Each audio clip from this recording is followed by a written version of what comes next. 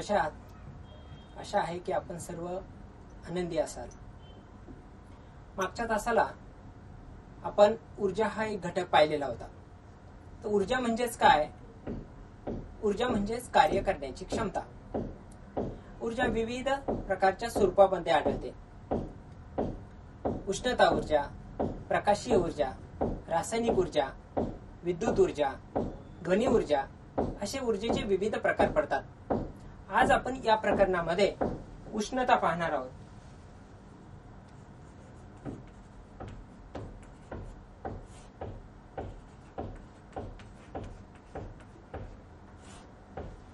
उष्णता हे एक ऊर्जेचेच रूप आहे. ऊर्जा म्हणजे कार्य करण्याची क्षमता आणि उष्णता हे एक ऊर्जेचे रूप आहे. याचाच अर्थ उष्णतेमुळे सुद्धा विविध प्रकारची कार्य घडून येतात. यामध्ये आपल्याला पाहतो की उष्णता विविध प्रकारच्या स्वरूपामध्ये आढळते.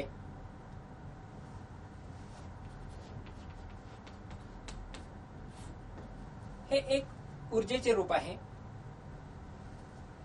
ऊर्जा दैनंदिन जीवनामध्ये विविध प्रकारे आपल्याला उपयोग होत राहतो.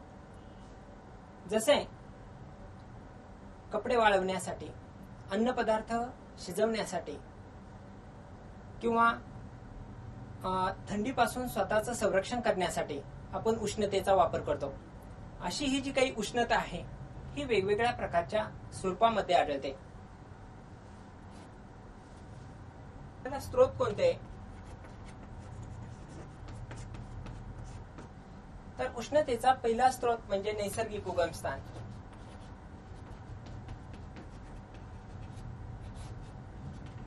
नैसर्गिक स्रोत सूर्य. सूर्य हा उष्णता ऊर्जेचा नैसर्गिक उगमस्थान आहे. सूर्य हा पृथ्वीला सर्वात जवळचा तारा आहे. सूर्य अहोरात्र उष्णता ऊर्जा पृथ्वीला देण्याचं कार्य करतो. सूर्याचा अंतर्गत भाग हा पूर्णपणे हायड्रोजनचा बनलेला आहे. या हायड्रोजनच्या केंद्रकामध्ये सातत्याने केंद्रकीय एकीकरणाची क्रिया घडते.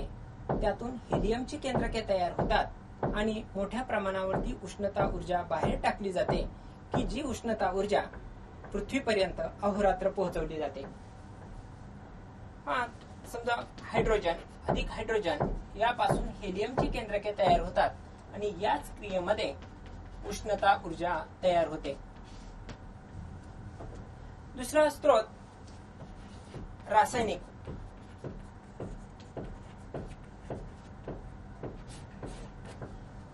लाकूड, पेट्रोल, डिझेल यासारखे वेगवेगळ्या प्रकारचे जे काही पदार्थ असतात, या पदार्थामध्ये उष्णता ऊर्जा निर्माण करण्याची क्षमता असते.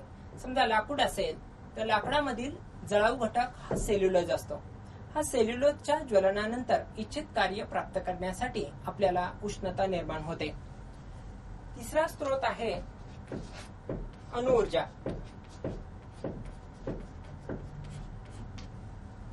केंद्रकीय विखंडनाच्या प्रक्रियेमध्ये सुद्धा उष्णता ऊर्जा निर्माण होते.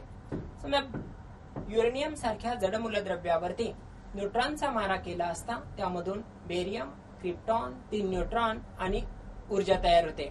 ही ऊर्जा आपल्याला नियंत्रित शृंखला अभिक्रिया मध्येही वापरता येते किंवा अनियंत्रित शृंखला अभिक्रिया ज्या तयार होतात त्यामध्ये बोरॉन, स्टील आणि कॅडमियमच्या कांड्यांचा वापर करून आपण त्या नियंत्रित करू शकतो. तर हे उष्णतेचे मुख्य स्रोत. नैसर्गिक स्रोतामध्ये सूर्य हा उष्णतेचा सर्वात महत्वाचा स्रोत आहे.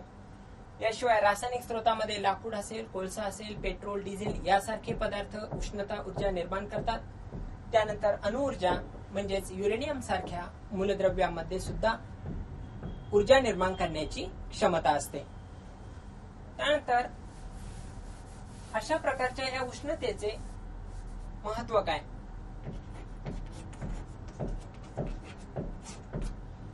दैनंदिन जीवनामध्ये सर्व प्रकारचे अन्न पदार्थ आपण जे काही खातो हे अन्न पदार्थ शिजवण्यासाठी आपल्याला उष्णतेचा वापर करावा लागतो. पाणी गरम करायचं असेल तर आपल्याला उष्णतेचा वापर करावा लागतो. उष्णतेचा आपल्याला थंडी. याशिवाय निसर्गतः वारे वगैरे जे निर्माण होतात ही वाऱ्यांची निर्मिती सुद्धा आपल्याला उष्णतेमुळेच होते. पाऊस पडण्याची क्रिया ही बाष्पीभवनासाठी सुद्धा आपल्याला उष्णताच महत्वाचा त्यामध्ये रोल करतो. त्यानंतर आपल्याला उष्णतेचं मोजमाप. हे उष्णतेचं मोजमाप कशाने करतात? उष्णतेचे मोजमाप करण्यासाठी आपण तापमापीचा वापर करतो. तापमापीच्या सहाय्याने वेगवेगळ्या प्रकारच्या पदार्थाची आपण उष्णता मोजू शकतो. समजा उदाहरणार्थ आपण डॉक्टरांकडे गेलो तर डॉक्टरांकडे तापमान मोजण्यासाठी जे उपकरण असतं त्याला ज्वरमापी असे म्हणतात. तर हे तापमान मोजण्यासाठी तापमापी, ज्वरमापी यासारख्या उपकरणांचा वापर केला जातो. उष्णतेचे मोजमाप हे कोणत्या एककामध्ये करतात? तर उष्णतेचं मोजमाप करण्यासाठी आपल्याला अंश सेल्सिअस या एककाचा वापर केला जातो. हे अंश सेल्सिअस किंवा किलो कॅलरी किंवा कॅलरी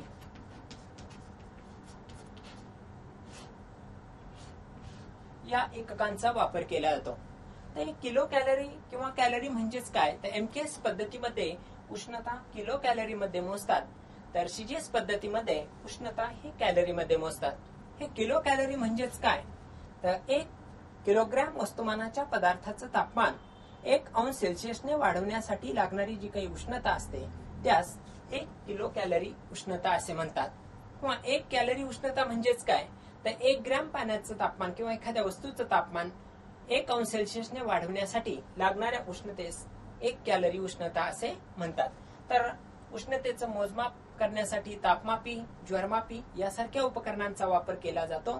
तर त्यासाठी अंश सेल्सिअस, किलो कॅलरी, कॅलरी अशा एककांचा वापर केला जातो. त्या उष्णतेचं संक्रमण कशा पद्धतीने होतं? संक्रमण किंवा स्थानांतरण.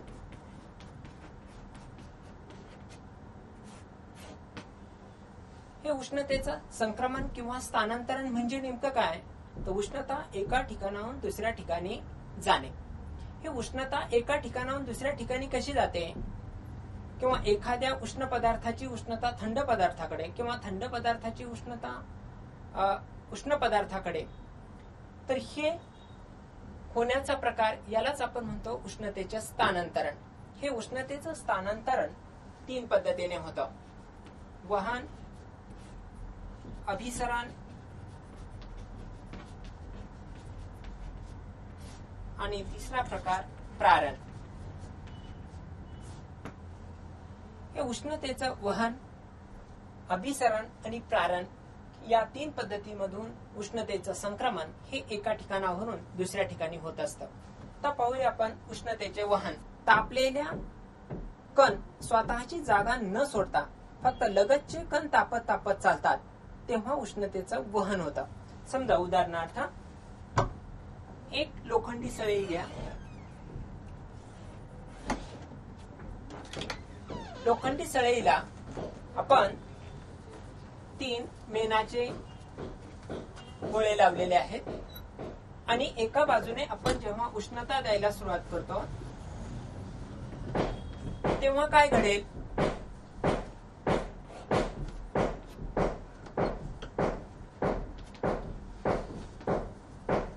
या सळईला जेव्हा आपण उष्णता द्यायला सुरुवात करतो तेव्हा प्रथम या ठिकाणचे कण तापतील आणि नंतर हे असे लगतचे कण कण तापत तापत पुढे चालतील. प्रथम ही गोळी वितळेल आणि ती खाली पडेल.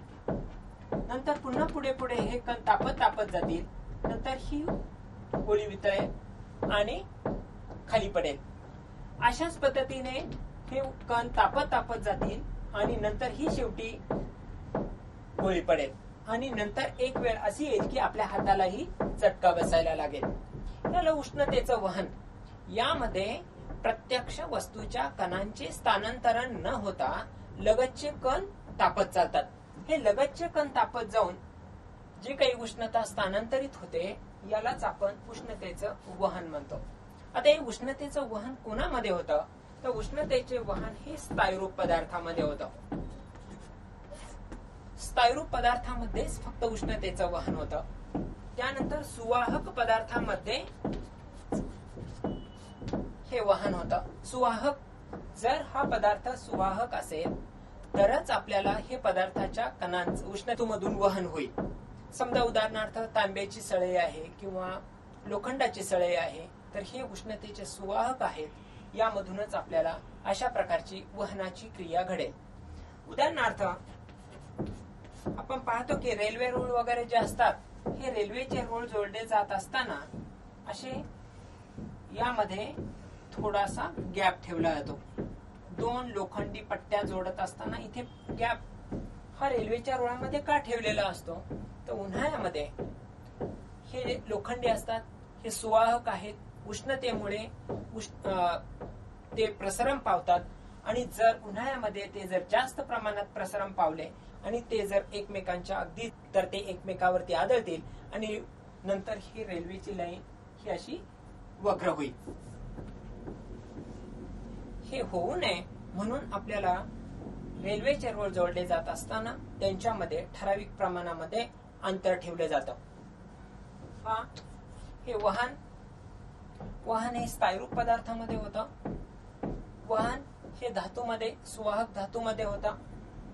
वहन होत असताना प्रत्यक्ष कणांचं स्थानांतरण न होता लगतचे कण तापत जातात आणि लगतचे कण तापत जाऊन पदार्थ तापला जातो.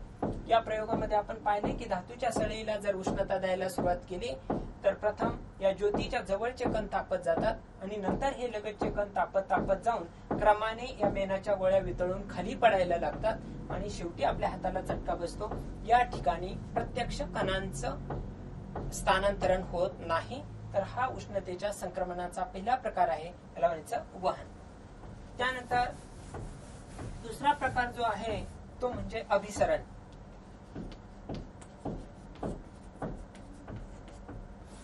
हे उष्णतेचे अभिसरण म्हणजेच काय?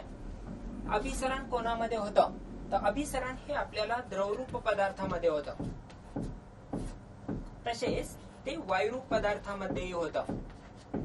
यामध्ये सुद्धा वहनाप्रमाणेच माध्यमाची आवश्यकता असते.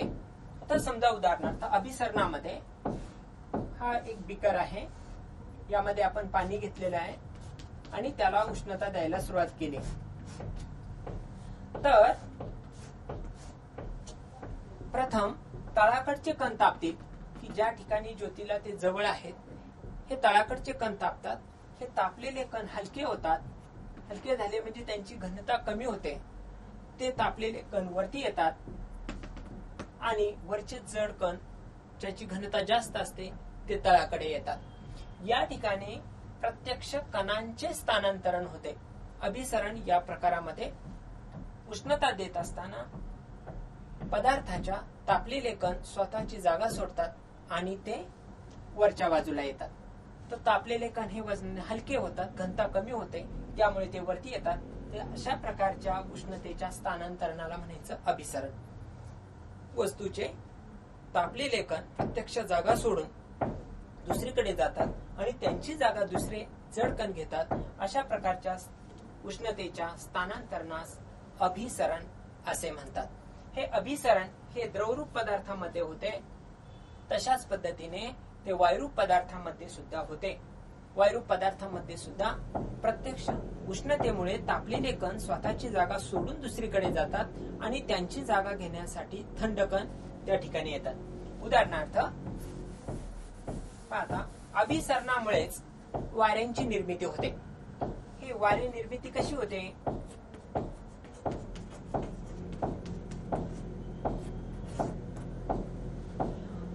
अभिसरणामुळेच वाऱ्यांची निर्मिती होते.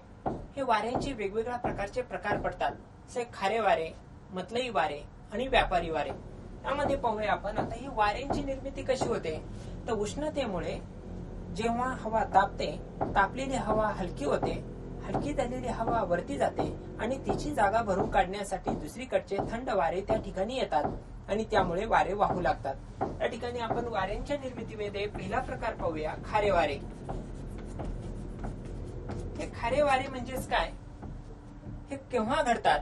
समजा उदाहरणार्थ ही जमीन आहे आणि हा समुद्र आहे. जमीन आणि हा समुद्र. दिवसा काय घडतं? सूर्याच्या उष्णतेमुळे ही सूर्याची किरणं जी आहेत ते जमिनीवरती पडतात, समुद्रावरती पडतात. तर दिवसा जमीन लवकर तापते पाण्याच्या तुलनेमध्ये जमीन लवकर तापते. तापलेले कण वजनाने हलके होतात. हलके झालेले कण वरती जातात आणि या ठिकाणी पोकळी तयार होते. ही पोकळी भरून काढण्यासाठी समुद्रावरचे वारे जमिनीकडे वाहू लागतात. यालाच खारे वारे असे म्हणतात. समुद्राचं पाणी खारट असतं म्हणून त्याला आपण खारे वारे म्हणू. या ठिकाणी खारे वारे म्हणजेच काय? खारे वारे दिवसा तयार होतात. दिवसा समुद्राच्या पाण्याच्या तुलनेत जमीन जास्त तापते. तापल्यामुळे त्यावरची हवा तापते. हवा तापली की ती हवा वरती जाते. हलकी होऊन ती हवा वरती जाते आणि तिची जागा भरून काढण्यासाठी समुद्रावरील थंड वारे जमिनीकडे वाहू लागतात. या वाऱ्यांना खारे वारे असे म्हणतात. खारे वारे किंवा दिवसा वाहतात कुठून? समुद्राकडून जमिनीकडे. याच्या उलट दुसरा प्रकार जो आहे तो म्हणजे मतलई वारे. ते मतलई वारे म्हणजेच काय? मतलई वारे, समजा ही जमीन, याच आकृतीचा वापर करूया. ही जमीन आहे, हा समुद्र आहे. रात्रीच्या वेळी जसे दिवसा जमीन लवकर तापते तशाच पद्धतीने ती रात्री लवकर थंड होते. म्हणजे समुद्राच्या पाण्याच्या तुलनेत रात्री ती लवकर थंड होते. म्हणजे रात्रीच्या वेळी जमिनीच्या तुलनेत समुद्राचे पाणी हे उबदार असते, उष्ण असते. म्हणून रात्रीच्या वेळी या ठिकाणची उबदार हवा जी असते ती हलकी असते. ही हवा वरती जाते आणि तिची जागा भरून काढण्यासाठी या ठिकाणची जी काही पोकळी आहे ही भरून काढण्यासाठी जमिनीवरील थंड वारे समुद्राकडे वाहू लागतात. या वाऱ्यांना मतलई वारे असे म्हणतात. मतलई वारे रात्रीच्या वेळी तयार होतात. रात्रीच्या वेळी दिवसाच्या तुलनेमध्ये समुद्राचे पाणी हे उबदार असते आणि रात्रीच्या वेळी जमीन लवकर थंड होते. त्यामुळे समुद्राचे पाणी जे थोडे उबदार असते ती हवा हलकी असते, ती वरती जाते आणि तिची जागा भरून काढण्यासाठी जमिनीकडून समुद्राकडे वारे वाहू लागतात. या वाऱ्यांना मतलई वारे असे म्हणतात. तिसरा प्रकार जो आहे तो म्हणजे व्यापारी वारे. हे व्यापारी वारे म्हणजेच काय? तर सूर्य जेव्हा विषुववृत्ताच्या जवळ असतो, ही विषुववृत्त, सूर्य जेव्हा विषुववृत्ताच्या जवळ असतो तेव्हा सूर्याची किरणे विषुववृत्तावर जलद पोहोचतात. त्या ठिकाणची हवा तापते. ती तापलेली हवा वरती जाते आणि तिची जागा भरून काढण्यासाठी उत्तर ध्रुव आणि दक्षिण ध्रुवाकडचे वारे हे विषुववृत्ताकडे वाहू लागतात. तेव्हा या वाऱ्यांना व्यापारी वारे असे म्हणतात. जेव्हा सूर्य विषुववृत्ताच्या जवळ येतो तेव्हा विषुववृत्तावरील हवा तापते. त्या ठिकाणची हवा हलकी बनते. ती हवा वरती जाते आणि तिची जागा भरून काढण्यासाठी उत्तर आणि दक्षिण ध्रुवावरील वारे विषुववृत्ताकडे वाहू लागतात. तेव्हा या वाऱ्यांना व्यापारी वारे असे म्हणतात. तर हे सर्व वाऱ्यांची निर्मिती जी आहे ही अभिसरणाच्या प्रक्रियेमुळेच घडते. म्हणजे जर अभिसरण झालं नसतं, वायुरूप पदार्थ उष्णतेमुळे त्यांच्यावर हा परिणाम झाला नसता तर वाऱ्यांची निर्मिती झाली नसती. पुढचा प्रकार जो आहे प्रारण. उष्णतेचे प्रारण म्हणजेच नेमकं काय? तर जसं उष्णतेचे वहन होण्यासाठी स्थायरूप पदार्थ आवश्यक असतो, तो सुवाहक असावा लागतो, म्हणजे माध्यम आलं. अभिसरण होण्यासाठी द्रवरूप पदार्थ असावा लागतो किंवा तो वायुरूप पदार्थ असेल तरी त्याच्यामध्ये अभिसरण घडतं. आता हे प्रारण म्हणजेच काय? तर जेव्हा कोणतं एखादं माध्यम त्या ठिकाणी असो किंवा नसो तरी सुद्धा उष्णता एका ठिकाणावरून दुसऱ्या ठिकाणी जाते, तेव्हा अशा प्रकारच्या स्थानांतरणास किंवा संक्रमणास प्रारण असे म्हणतात. समजा उदाहरणार्थ आपण शेकोटीच्या जवळ हात घेतला तर आपल्याला उष्णता जाणवते. शेकोटीपासून आपण हात दूर केला तर आपल्याला उष्णतेचं प्रमाण कमी कमी होतं. परंतु या ठिकाणी शेकोटी आणि आपला हात यामध्ये वातावरण आहे, हवा आहे, म्हणून आपल्याला ते माध्यम आहे. परंतु काही ठिकाणी हे माध्यम सुद्धा नसतं तरी सुद्धा आपल्याला उष्णता जाणवते. उदाहरणार्थ सूर्य आणि पृथ्वी. सूर्य आणि पृथ्वी याच्यामध्ये सर्वच ठिकाणी वातावरण नाही. हे पृथ्वी पासून 40 किलोमीटर पर्यंत वातावरण आहे. म्हणजे त्यामध्ये आपल्याला वेगवेगळ्या प्रकारच्या वायूंचं मिश्रण आहे. यामध्ये nitrogen, oxygen, carbon dioxide, helium, neon, argon, krypton, xenon, radon, ozone हे सगळे थर या ठिकाणी आहे. 1 ते 40 किलोमीटर पर्यंत. 40 किलोमीटरच्या वरती 1000 किलोमीटर पर्यंत हे वातावरण नाही. 1000 किलोमीटरच्या वरती पुन्हा काही ठिकाणी वातावरणाचे पट्टे आहेत, काही ठिकाणी नाहीत. म्हणजे सर्वच ठिकाणी हवा नाही. पृथ्वीच्या पृष्ठभागापासून 40 किलोमीटर पर्यंत वातावरण आहे. विविध प्रकारचे वायू त्यामध्ये आहेत. 40 ते 1000 किलोमीटर पर्यंत वातावरण नाही. म्हणजे विविध प्रकारच्या वायूंचं आवरण पृथ्वीभोवती नाही. 1000च्या वरती पुन्हा काही ठिकाणी हवेचं अस्तित्व आहे तर काही ठिकाणी नाही. याचाच अर्थ सूर्यापासून पृथ्वीपर्यंत सर्व ठिकाणी माध्यम नाही.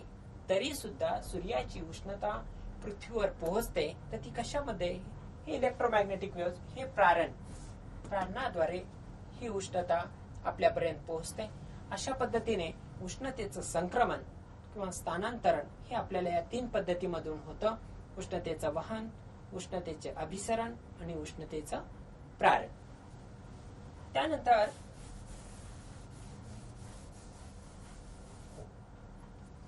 पाहणार आहोत आपण उष्णतेचा विविध प्रकारच्या वस्तूवरती कशा पद्धतीने परिणाम घडतो. तर उष्णतेचा वेगवेगळ्या प्रकारच्या पदार्थावरती काय परिणाम होतो?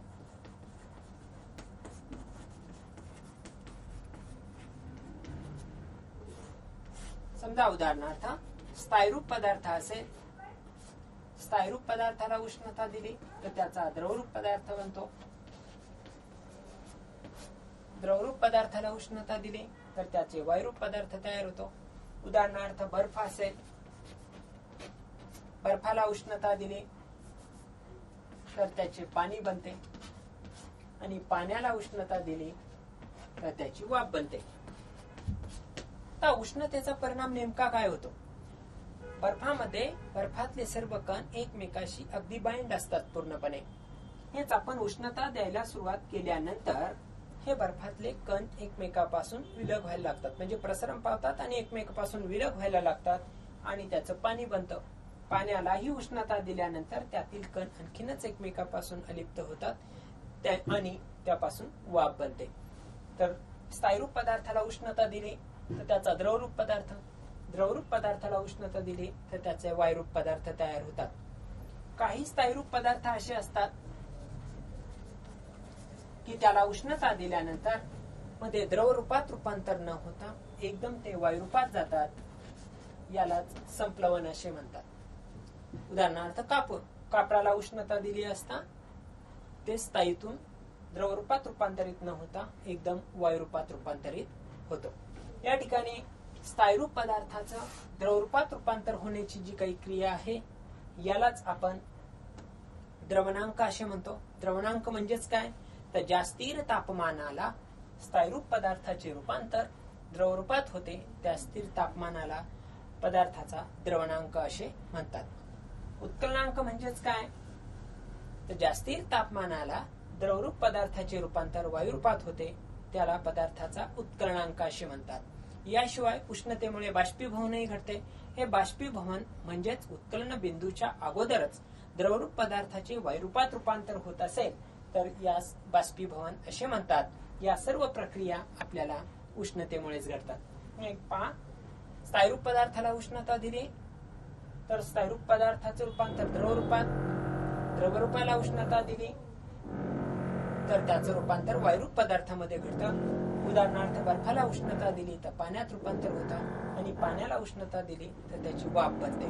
काही स्थायरूप पदार्थ मात्र असे असतात की ज्यांना उष्णता दिल्यानंतर द्रवरूपात रूपांतरित न होता ते एकदम वायुरूपात रूपांतरित होतात. अशा प्रकारच्या क्रियेला संप्लवन असे म्हणतात आणि अशा प्रकारचे जे पदार्थ असतात त्यांना संप्लवनशील पदार्थ असे म्हणतात. उदाहरणार्थ कापूर. यामध्ये आपण आता पाहिले द्रवणांक, उत्कलनांक आणि बाष्पीभवन. द्रवणांक म्हणजेच जास्ती तापमानाला स्थायरूप पदार्थाचे रूपांतर द्रवरूपात होते त्याला आपण द्रवणांक असे म्हणतो. उत्कलनांक म्हणजे जास्तीर तापमानाला द्रवरूप पदार्थाचे रूपांतर वायुरूपात होते, त्याला उत्कलनांक असे म्हणतात. आणि बाष्पीभवन म्हणजेच उत्कलन बिंदूच्या अगोदरच जर पदार्थ द्रवरूपातून वायुरूपात जात असेल तर अशा प्रकारच्या क्रियेला आपण बाष्पीभवन असे म्हणतो. उदाहरणार्थ कपडे वाळत घातल्यानंतर ते त्यांच्यामध्ये असणारं पाणी जे आहे ते बाष्पीभवनाच्या स्वरूपामध्ये निघून जातं. आता उष्णतेचा परिणाम हा आपल्याला स्थायरूप पदार्थावरती होतो, द्रवरूप पदार्थावरती होतो, तसेच तो वायुरूप पदार्थावरती होतो. तर स्थायरूप पदार्थावरती उष्णतेचा काय परिणाम होतो? स्थायरूप पदार्थ असेल तर उष्णतेमुळे स्थायरूप पदार्थ, स्थायरूप सुवाहक धातू असेल तर तो आपल्याला प्रसरण पावतो. समजा उदाहरणार्थ एका आपण प्रयोगाद्वारे पाहूया. एक लोखंडी स्टँडला एका क्लिपच्या साह्याने एक धातूची रिंग जोडलेली आहे. एक धातूचा गोळा घेतला आणि आपण जर हा धातूचा गोळा यामधून सोडला तर तो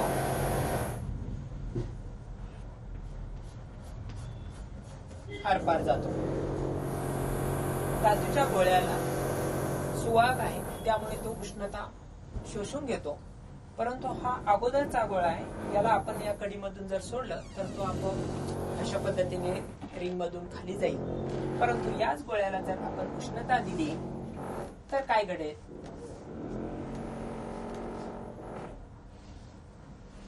या रिंग वरती काही परिणाम घडत नाही आणि हा जर आपण गोळा सोडला तर तो गोळा या ठिकाणी गुंतून राहतो. असं का घडलं?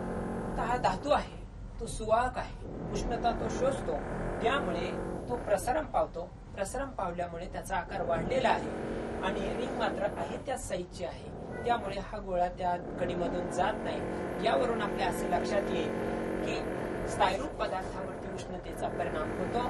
स्थायरूप पदार्थ उष्णतेमुळे प्रसरण पावतो. आताच आपण पाहिले की धातूचे लोखंडी धातूचे रोल असतात, रेल्वेचे रोल हे लोखंडाचे बनवलेले असतात, परंतु या दोन रोलच्या मध्ये थोडा थोडा गॅप ठेवलेला असतो.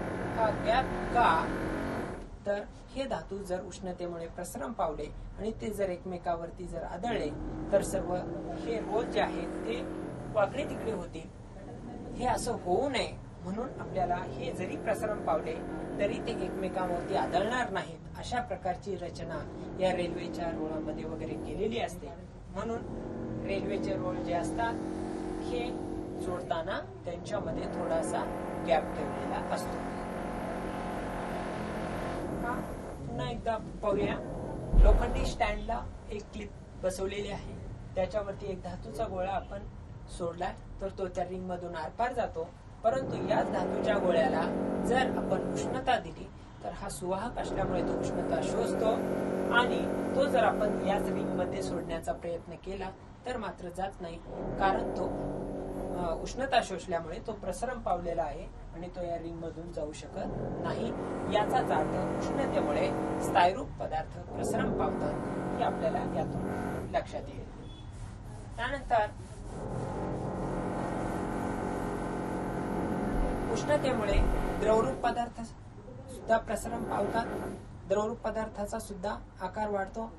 तशाच पद्धतीने उष्णतेमुळे वायुरूप पदार्थ सुद्धा प्रसरण पावतात. वायुरूप पदार्थ आपण पाहिलं की बऱ्याच वेळा आपण पाहतो उन्हाळ्यामध्ये सायकलला आपण हवा भरली तर ती योग्य प्रमाणामध्ये वगैरे भरतो, परंतु उन्हामध्ये ती जर राहिली तर ही हवा, ट्यूब मधील हवा उष्णता शोषते, ती प्रसरण पावते. ही प्रसरण पावलेली हवा त्या ट्यूब मध्ये बसत नाही आणि त्यामुळे ती ट्यूब फुटते. म्हणून हा उष्णतेचा परिणाम आपल्याला वायुरूप पदार्थावरती होतो. दुसरा एक प्रयोगाद्वारे आपण पाहू शकतो. समजा एखादी एक धातूची भांड आहे आणि यावरती आपण एक रबरी फुगा बसवलेला आहे.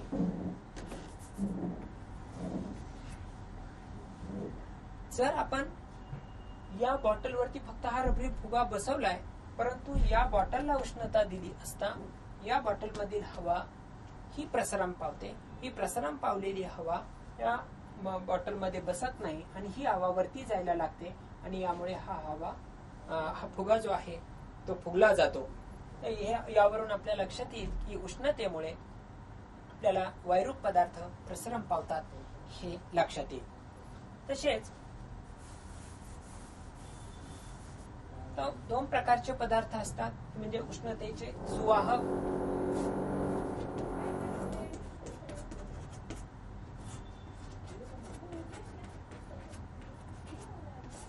उष्णतेचे सुवाहक म्हणजेच काय, तर ज्या पदार्थामधून उष्णता सुलभतेने वाहते अशा प्रकारच्या पदार्थांना उष्णतेचे सुवाहक असे म्हणतात.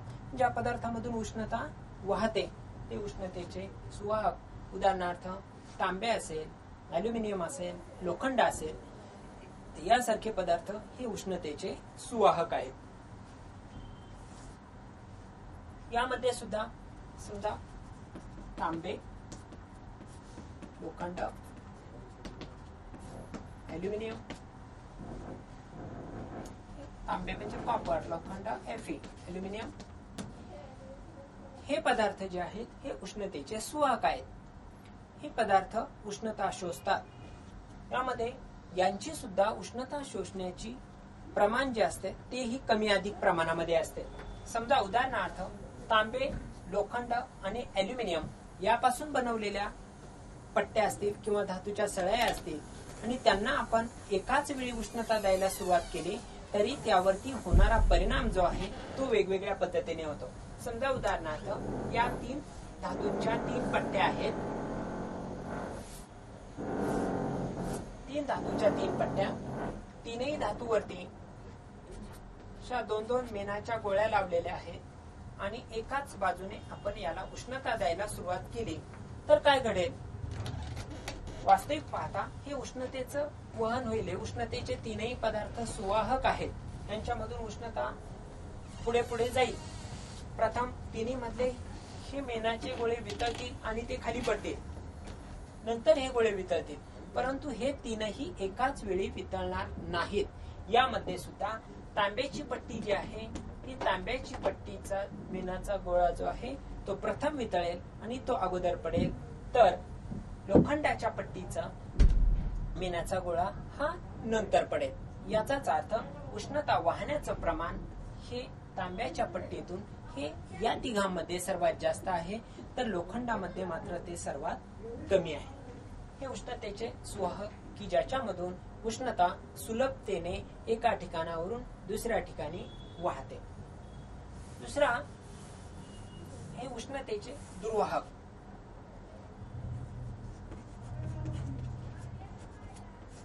हे उष्णतेचे दुर्वाहक म्हणजेच काय, तर ज्या पदार्थामधून उष्णता वाहत नाही यांना उष्णतेचे दुर्वाहक म्हणतात. उदाहरणार्थ प्लास्टिक असेल, रबर असेल, लाकूड असेल, या पदार्थामधून उष्णता वाहत नाही.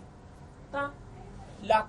लाकूड हा उष्णतेचा दुर्वाहक आहे, परंतु लाकडाला उष्णता द्यायला सुरुवात केल्यानंतर उष्णता वाहणार नाही, प्रत्यक्ष ती वस्तूच जळायला लागेल. किंवा प्लास्टिक असेल, हे प्लास्टिक सुद्धा उष्णतेचा दुर्वाहक आहे. यामधून उष्णता वाहणार नाही, प्रत्यक्ष तो पदार्थच जळेल.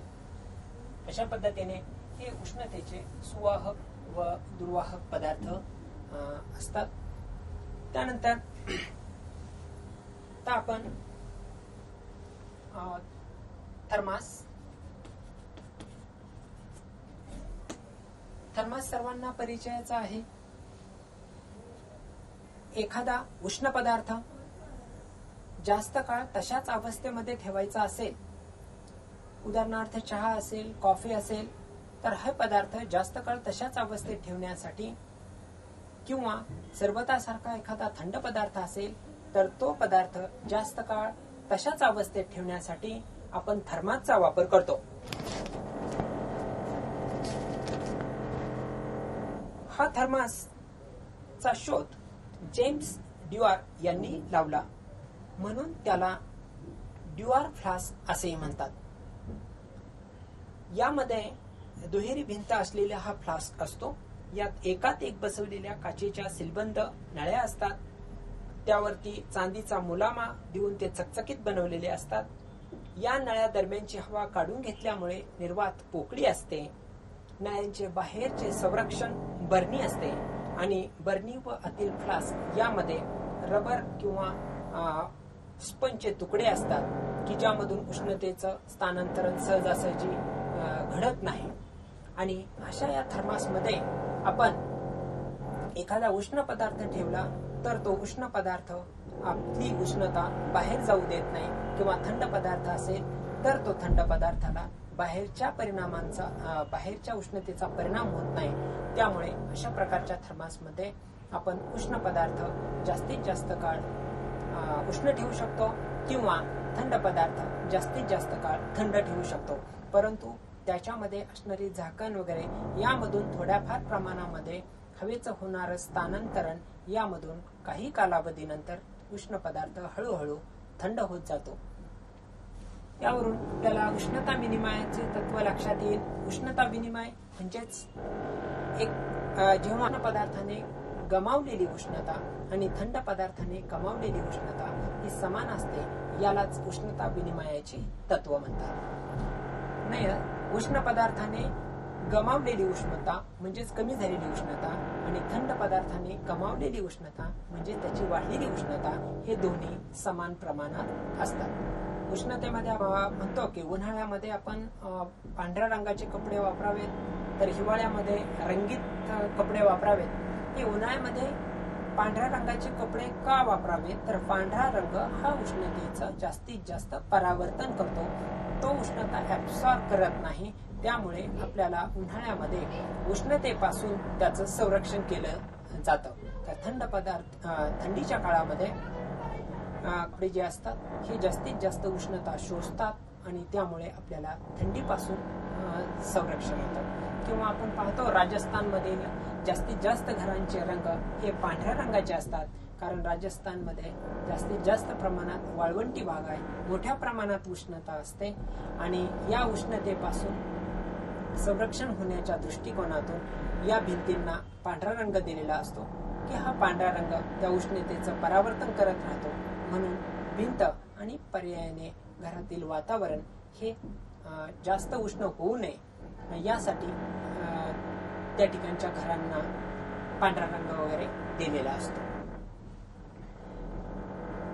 त्यानंतर काही पक्षी वगैरे स्थानांतरण करतात, तर हे सुद्धा उष्णतेच्या होण्याचा परिणाम आहे. उदाहरणार्थ अंटार्क्टिका खंड असेल